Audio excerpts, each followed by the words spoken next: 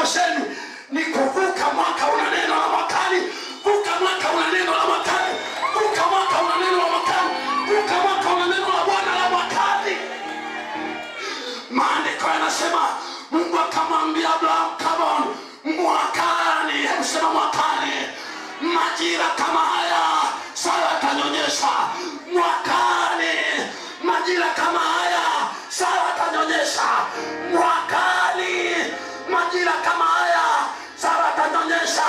Na mimi nakwambia mtu wa Gosheni, mwakani, majira kama haya tutakuwa tunaongea mengine. Tutakuwa tunaongea mengine. Tutakuwa tunaongea mengine. Haijalishi sasa wewe ni kasa. Haijalishi sasa ni mambo yako kwa vibaya. Lakini mwakani najiuliza huyu Mungu ameujiza kwa nini aseme mwakani? Huyu Mungu ameujiza kwa nini aseme mwakani?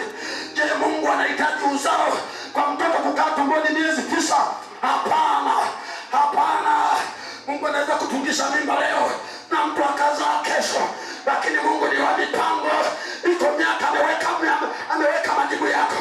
Iko mwaka ameweka majibu yako. Na hii inatufundisha kwamba kushindwa kwa mwaka huu sio kushindwa kwa mwaka ujao. Sio kushindwa kwa mwaka ujao. Sio kushindwa kwa mwaka ujao. Inawezekana namba moja na namba 2 vimekukosa. Usikukose hii ya tatu.